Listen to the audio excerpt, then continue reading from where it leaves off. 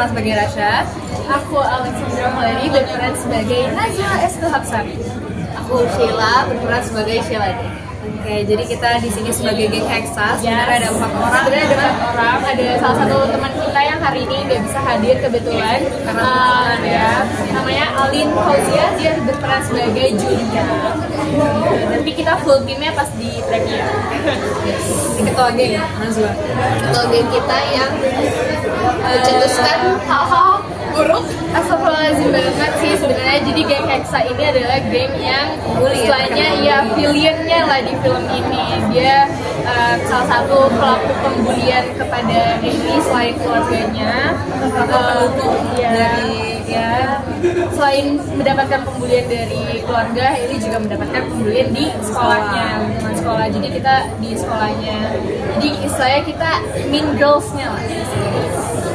Faktor pembulian di sekolahnya Ellie itu kita Hexa ini yang mendukung, sebenarnya lumayan menjatuhkan mental Ellie banget sih di sekolah. Maafin ya guys. Tapi tantangan terbesarnya apa sih? Maksudnya kalian pernah mengalami bullying nggak, ataupun kalian pernah membuli teman kalian nggak? Ada nggak pengalaman yang relate? Enggak sih ya. Enggak ya, jangan ya guys, jangan sampai. Tantangannya sebenarnya secara karakter, aku pertama kali meranin antagonis di sini, jadi sebenarnya lumayan banyak research pas reading, kita banyak banget diskusi sama acting coach kita, terus juga tantangannya juga kita nggak tegaan kebetulan, karena there's a few adegan yang memerlukan sentuhan fisik ke Anantianya dan kita nggak tega. Jujur aku nggak tega banget, jadi aku beberapa kali make sure kayak sakit gak atau are you okay gimana gitu. Terus tantangannya sendiri sih untuk aku mungkin itu, untuk Rasha mungkin dari pengembangan karakternya mungkin kita juga alhamdulillah lancar karena dibantu juga sama coach yang tadi seperti Alexa bilang. Kita juga udah research juga tentang gimana pembulian di Indonesia, kita juga sharing ngomongin tentang pembuli itu kayak gimana di sekitar kita dan di keadaan saat ini.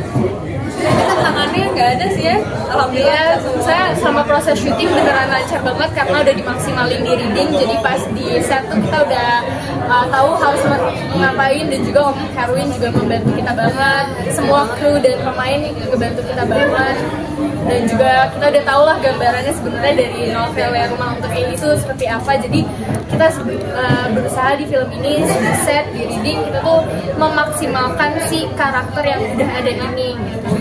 Untuk geng Hexa sendiri, kita memaksimalkan karakter yang udah kalian bikin, kita optimalin lagi di filmnya.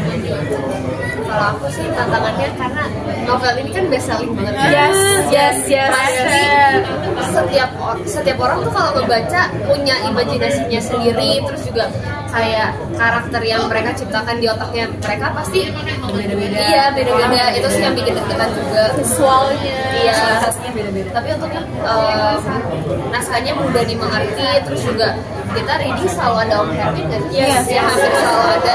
Jadi mendengar dari sisi direktornya juga, mendengar dari sisi coachnya juga, terus mendengar dari sisi kita ya juga, karena kebetulan kita tuh ditanyain pendapat kita kalau misalkan pelaku bullying tuh kayak gimana, terus kalau misalkan apa sebenarnya background dari pembuli ini, apa yang bikin dia bisa ngebully gitu. Jadi kayak kita kulik-kulik banget si karakter kita ini. Jadi kayak bikin sedekat mungkin sama kita juga sih. Rasanya nyampe kenapa ada perasaan apa yang bikin kita bisa melakukan itu, connect.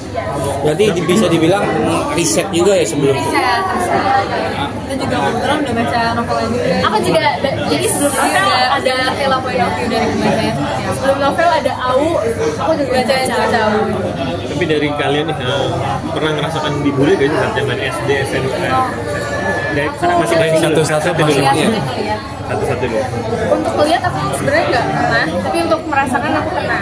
Jadi tapi nggak yang physically atau gimana, lebih ke cyberbullying sih. Apalagi sekarang sosial media sangat amat berkembang, jadi orang bebas beropini dengan akun anonimus, jadi nggak ketahuan siapa kan biasanya sekarang kayak gitu. Jadi ya pernah lah mendapatkan beberapa komentar negatif ataupun ya itulah pokoknya cyberbullying sih, lebih ke cyberbullying. Terus cara Rasya sendiri mendapat cyberbullying itu seperti apa? Jujur waktu itu aku mendapatkan cyberbullying itu di umur yang lumayan masih kecil ya, kayak berapa lagi tuh, 15 tahun gitu. Dan aku termasuk yang tidak berani speak up. Jadi aku tidak melakukan apa-apa, aku nggak yang Cerita ke mama apa enggak? cerita ke mama. Jadi tapi kalau misalkan balas-balasin komennya enggak, aku nggak ngelakuin defend apa-apa at that time karena rasanya ya sedih aja gitu loh, belum terlalu mengerti diri sendiri, belum terlalu mengerti mental health aku tuh kayak gimana. Jadi yang aku lakuin cuma cerita ke mama, terus saya kayak mama juga yang lupa sabar, nggak usah didengerin. Itu kan orang-orang yang nggak deket sama kita, jadi nggak tahu kita asli kayak gimana. Tapi harusnya speak up ya guys, harus defend diri sendiri. Kalau Rasya? Kalau dari Rasya aku nggak pernah, alhamdulillah nggak pernah ngalamin, cuma pernah melihat ya, mungkin dari kalau dulu masih anak SD suka ya mungkin mereka ngiranya bercanda, cuman ya mungkin ada beberapa orang yang ngerasa sakit kali ya. Mungkin aku cuma ngeliat dan cuman salahnya aku di saat itu aku nggak ngasih gimana juga, nggak kayak Anak SD pasti didikan sama orang tua. Kalau dari aku kayaknya dimanapun mau di sekolah manapun pasti ada sih bullying sedikit-sedikit, kadang kita juga nggak sadar kalau ternyata kita juga ngebully gitu. Terus kalau pernah ngerasain, pernah sih kayak waktu SD cyberbullying sama verbal ya kayak langsung gitu, sama fisik juga pernah sih, tapi nggak yang hampir dibuka. Oke, mungkin terakhir pesannya untuk para orang-orang yang masih ngebully dari kalian apa sih yang pengen kalian sampaikan? Semoga cepet-cepet tobat. Yes, betul.